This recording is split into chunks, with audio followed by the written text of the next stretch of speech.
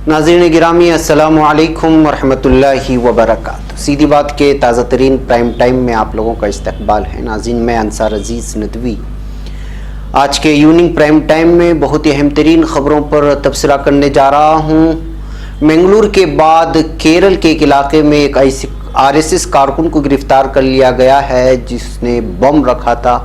Bomber RSS कारकुन को गिरफ्तार कर लिया गया। खबरें आ रही हैं मगरिबी यूपी को 10% कोटा मिलने पर जामिया JNU में सबका इलाज कर दिया जाएगा। इस तरह मरकजी बीजेपी के वज़रा बौखलाए गए हैं, अलग अलग बयानात दे रहे हैं। योगी ने ख़वातीन को लेकर के नाज़ेबा बयान दिया है, उसकी जहनी खसलत का हम लोग आपको बयान करेंगे। उसके अलावा फ्रांस के सदर ने मशरिक़ी अल-कुद्स के आमद के मौके पर एक इसराइली पुलिस के साथ क्यों तकरार हुई और फिर पाकिस्तान की एंट्री दहली इंतखाबात में हो चुकी है। सब कुछ छोड़ करके पाकिस्तान को लेकर के अब बयानबाजियाँ शुरू हो गई। कपिल मिश्रा ने जो है दहली इंतखाबात में इसका आगाज़ कर चुका है। और भी बहुत सारी वीडियोस हैं जो आपके सामने रखनी हैं, उस पर तबसरा करना है। उससे पहले मैं आप लोगों से दरख्वास्त कर लेता हूं कि जिन लोगों ने हमारे चैनल को सब्सक्राइब नहीं किया है वो सब्सक्राइब कर लें और हमारी इन वीडियोस को दूसरों तक पहुंचाने में हमारी मदद करें और हमारे 1 मिलियन सब्सक्राइबर्स के मिशन में शामिल होते हुए फौरी नए अफराद को सीधी बात से जोड़ने की कोशिश करें। उससे पहले नाज़रीन, जैसा कि मैंने कल भी ऐलान किया था कि सीधी बात की जानिब से आपके लिए जो यूट्यूब में हमारी सीधी बात को देख रहे हैं उनसे दरख्वास्त है कि बराए मेहरबानी 1 मिनट के लिए आप वीडियो रोक दें और नीचे जो डिस्क्रिप्शन होता है उसमें आपके लिए एक अहम तरीन अपील की गई है सीधी बात की जानिब से। आप इस अपील को संजीदगी से नहीं ले रहे हैं, जबकि आप लोगों को संजीदगी से लेना चाहिए और ज़्यादा से ज़्यादा ताउन में आप लोगों को करना चाहिए। इसलिए कि जिस तरह आप कमेंट्स करते हैं, दुआएं देते हैं, इस पर जब अमली सतह पर भी आप लोगों को सामने आना चाहिए। सीधी बात को मजबूत करने के लिए आपका सिर्फ 1 मिनट लगेगा। जो लोग अंग्रेज़ी पढ़ सकते हैं उनको अंग्रेज़ी के लिए, उर्दू में नीचे डिस्क्रिप्शन में एक अपील है, बराए मेहरबानी ज़रूर अपील पढ़ें। 1 मिनट के लिए वीडियो रोक दें, फिर उसके बाद आप कंटिन्यू कर लें। वो पढ़ने के बाद जो आप फैसला लें। और जो लोग अहले खैर हजरात हैं, अल्लाह ताला ने जिनको नवाजा है, वो ज़रूर जो है इस इदारे को मजबूत करने में हमारा ताउन फरमाएं। बहरकैफ नाज़रीन, आइए मैं आपको ले चलता हूँ केरला के कन्नूर को। ये खबर को दबाई जा रही है और जाहिर सी बात है कि दबाएंगी। जो खबर RSS से जुड़ी होती है उससे जो है हमेशा इस खबरों को दबा दिया जाता है। मेन स्ट्रीम मीडिया में इस पर बहस नहीं होती, लेकिन अगर यही ताल्लुक़ मुसलमानों से होता है, अक़लियती किसी कम्युनिटी के साथ होता है, तो उस पर हल्ला और गुल्ला शुरू हो जाता है। मंगलूर के सिलसिले में मैंने कल प्राइम टाइम में सारी बातें आपको सुना दी थी कि कौन बॉम्बर था और बॉम्ब रखने के बाद किस तरह मीडिया का रवैया रहा। अब केरला के कन्नूर में RSS दफ्तर के पास वाक़े पुलिस पोस्ट पर बम फेंके जाने के इल्ज़ाम में पुलिस ने RSS के एक कारकुन को गिरफ्तार किया है।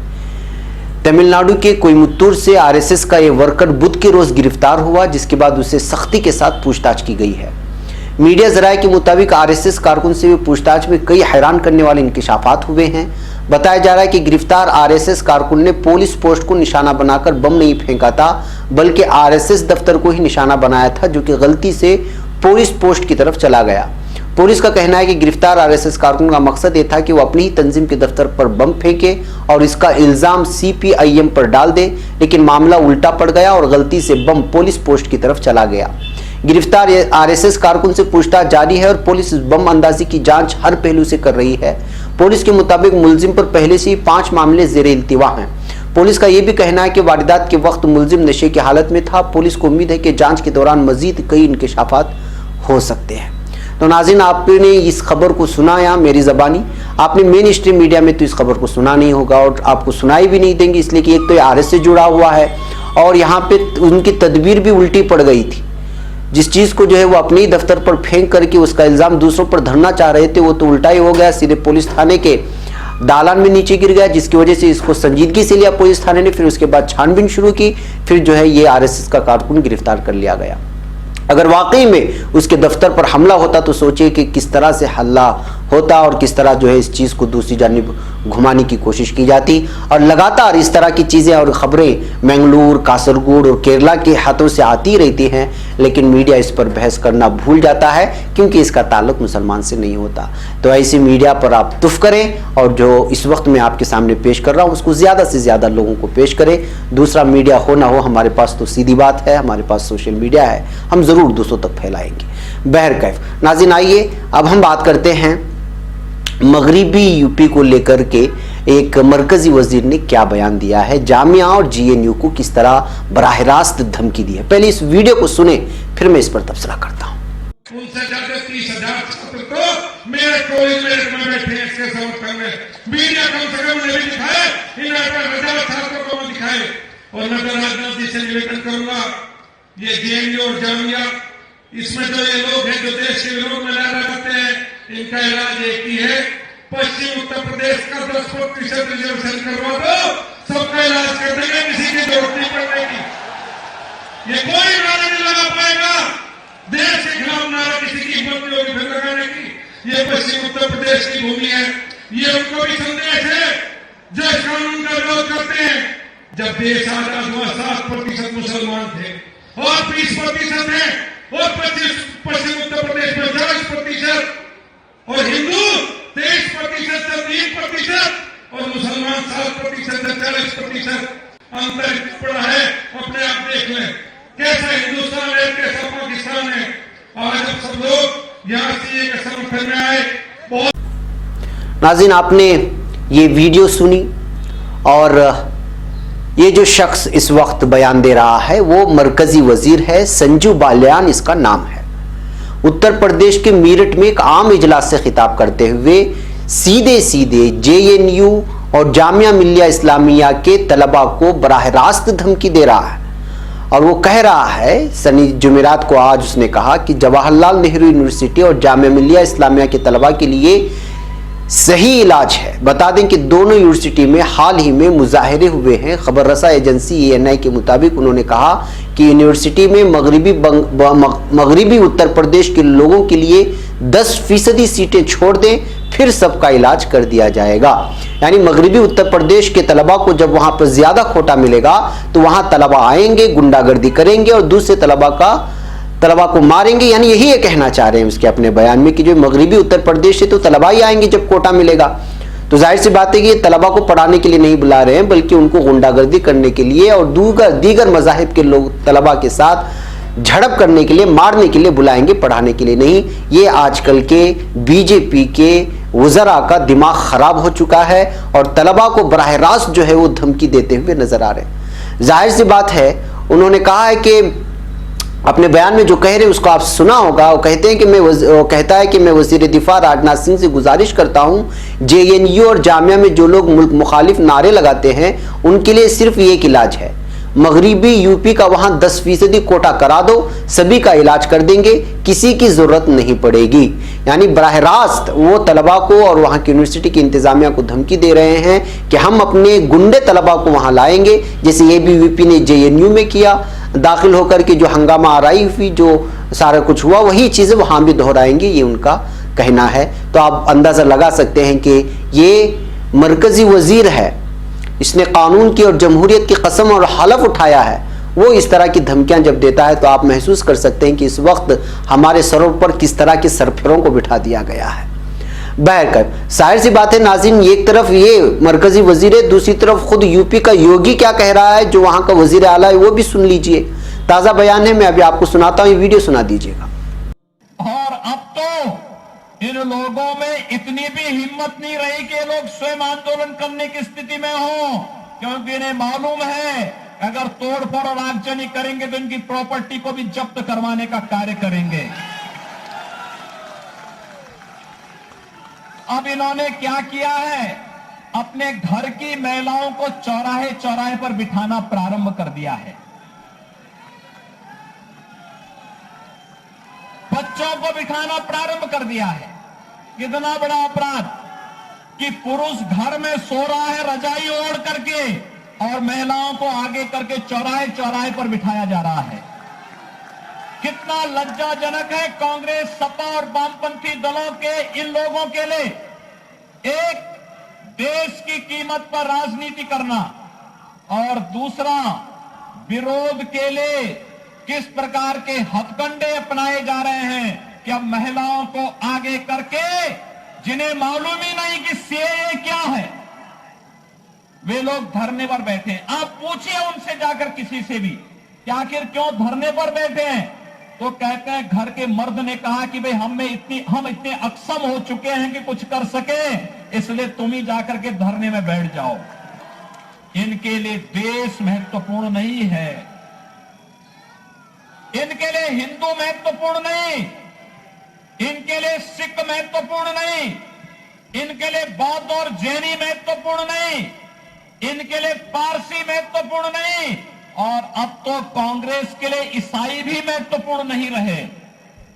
और उन्होंने एक सिरे से कह दिया है कि जब तक आईएसआई के एजेंटों कोई भारत में एंट्री नहीं करवा देते तब तक हम नागरिकता संशोधन कानून का विरोध करेंगे। ये कांग्रेस के नेताओं का शर्मनाक बयान आया है।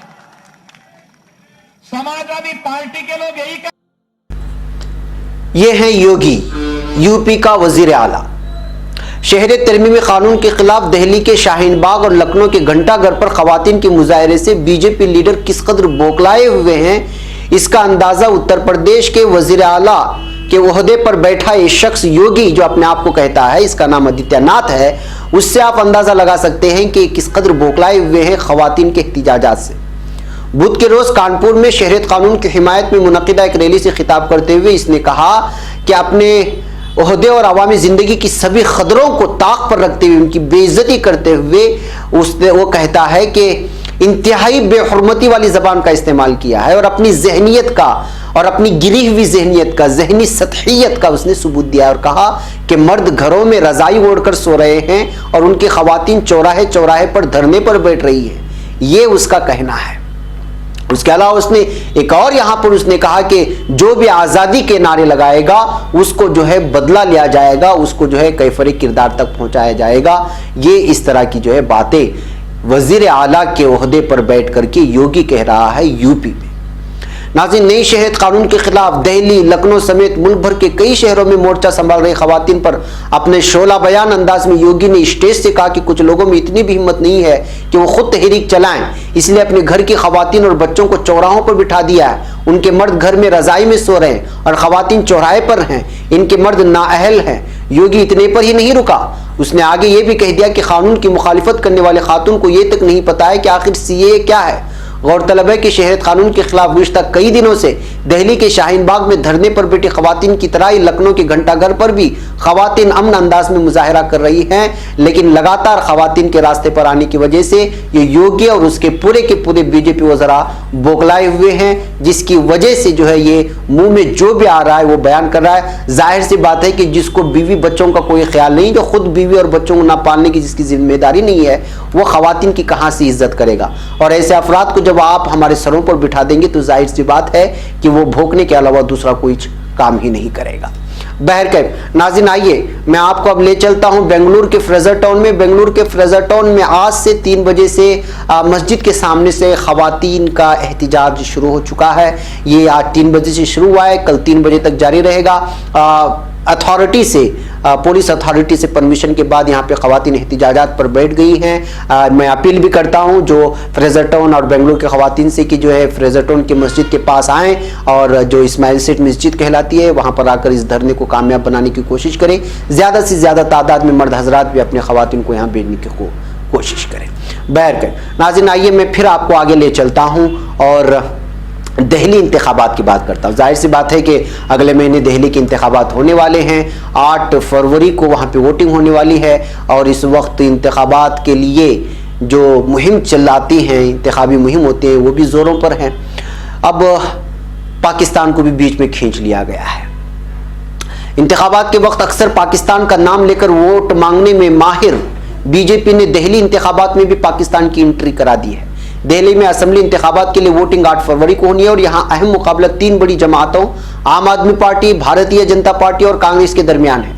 लेकिन बीजेपी के उम्मीदवार कपिल मिश्रा का कहना है कि 8 फरवरी को दिल्ली की सड़कों पर भारत और पाकिस्तान के माबैन मुकाबला होगा।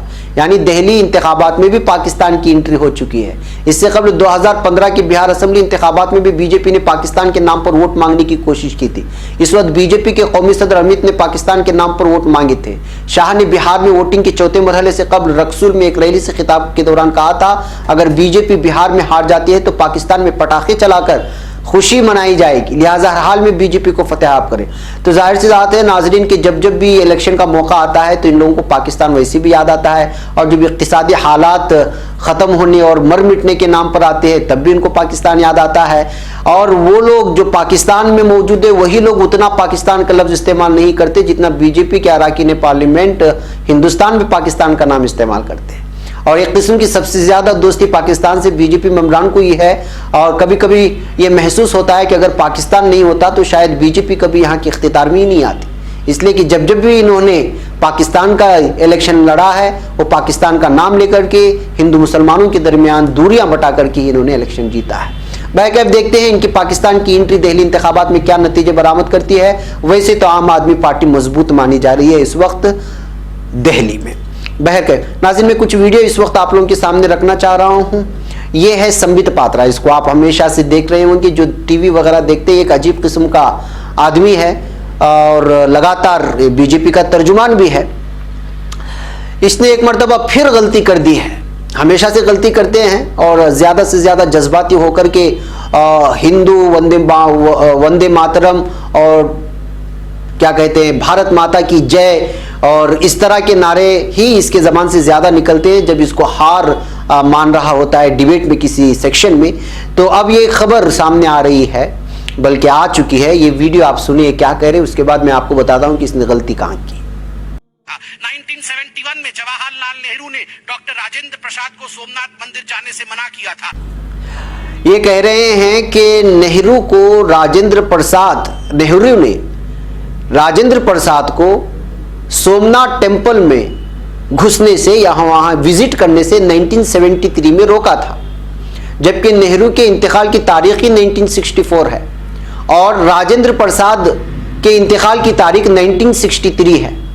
और ये कह रहे हैं कि 1973 में यानी मरने के बाद दोनों ने जो है शायद सोमनाथ मंदिर जाने की कोशिश की थी और वहां पे इन दोनों को रोक लिया गया था। एक क्या पागलपना है, कुछ भी हिस्ट्री बोल देते हैं ये लोग। आप इसको देखें और दूसरों को शायद शेयर भी करें कि ये है बीजेपी के तर्जुमान जो टीवी में बैठकर के खुल्लम खुल्ला तारीख के साथ खिलवाड़ करते हैं।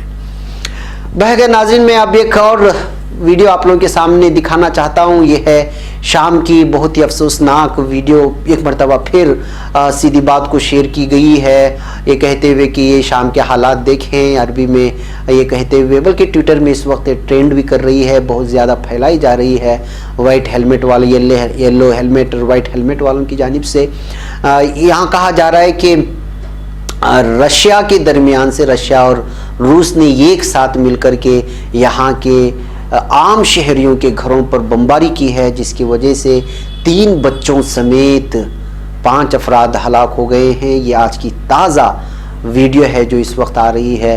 तो आप नाज़रीन अंदाज़ा लगा सकते हैं कि किस तरह इस जंगजू इलाके में आम शहरियों को बल्कि बच्चों को इस कदर मारा जा रहा है कि जिसकी कोई इंतहा नहीं, और इस जालिम बशार को और रशिया को यहाँ पे कोई रोकने वाला भी नहीं है। जंगजुओं के नाम पर लगातार यहाँ पे जो है आम मुसलमानों को निशाना बनाया जा रहा है और बच्चे इसमें ज़्यादा तादाद में हलाक हो रहे हैं, जाँ बहक हो रहे हैं, शहीद हो रहे हैं। नाज़रीन आइए मैं एक और ख़बर आप लोगों को सुनाता हूँ। ये ख़बर, ये जो आप इस वक्त देख रहे हैं वीडियो, ये झारखंड के लोहरदग्गा के बड़े तालाब के करीब की ये वीडियोस है। सीधी बात के एक नाजिर ने इसको हमें शेयर करते हुए लिखा है कि यहाँ पर आरएसएस और बीजेपी के लीडरों ने, उनके कारकुनान ने सीएए के समर्थन में जुलूस निकाला था, उसकी हिमायत में। और इस बीच में जब वो जिस गली से भी गुजर रहे थे बड़े तालाब के पास से, तो वहाँ पर उन्होंने आगजनी की, आग लगाया रिहायशी घरों को, और सुबह से ही यहाँ पर मुस्लिम मुखालिफ नारे लगातार लगाए जा रहे थे और लोहरदग्गा शहर में अमन को ख़राब करने की कोशिश की जा रही थी। इस वीडियो के ज़रिए से आप उसको महसूस कर सकते हैं। झारखंड में पूरी कोशिश कर रही है वहाँ की प्रशासन की किसी भी तरह से जो है है इस पर काबू पाया जाए। लेकिन आरएसएस के कारकुनान और बीजेपी कारकुनान सीएए के समर्थन में निकाले गए जुलूस में लगातार अक़लियतों के घरों को जो है निशाना बना करके आगजनी करने की कोशिश कर रहे हैं। और आज सुबह लोहरदगा के बड़े तालाब के करीब में ये वारदात आरएसएस के लोगों ने की है। लेकिन देखना है कि अब वहाँ पर 144 जो है लगा दिया गया, इस तरह की खबरें आ रही हैं। देखते हैं कि माहौल कैसा बनेगा। बहरकैफ नाज़रीन, आइए अब आगे बढ़ते हैं और इस वक्त मैं आप लोगों को एक और वीडियो दिखाना चाहता हूं।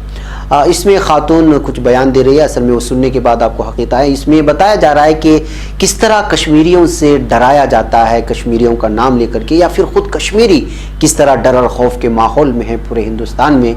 ये खातून कह रही है कि कोई जो है कश्मीरी उनके एहतजाज में शामिल होता है तो आम आवाम डरते हैं कि कहीं कश्मीरी उनके साथ होंगे तो उनको गिरफ़्तार न कर ले जाएँ, और ख़ुद कश्मीरी डरते हैं कि कहीं हम किसी एहतजाज में शरीक हो जाएँ तो हमको गिरफ़्तार कर लेना जाए। और वो कहते हैं कि हम किसी भी मुल्क मुखालिफ तो किसी भी चीज़ में ये नहीं है, हम अपने हुकूक की जो है मांग रहे हैं, हुकूक का मुतालबा कर रहे हैं। ऐसे हालात में जो इस तरह का डर और खौफ का माहौल बनाना कहाँ का इंसाफ है।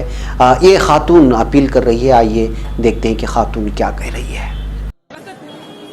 जिस होटल में हम 500 वाले 600 वाले, हम कोई अमीर लोग यहाँ नहीं आए हैं, 500-600 वाले होटल में रहते हैं, हम कहाँ से 18,000 लाके इस वक्त घर जाएंगे कश्मीर।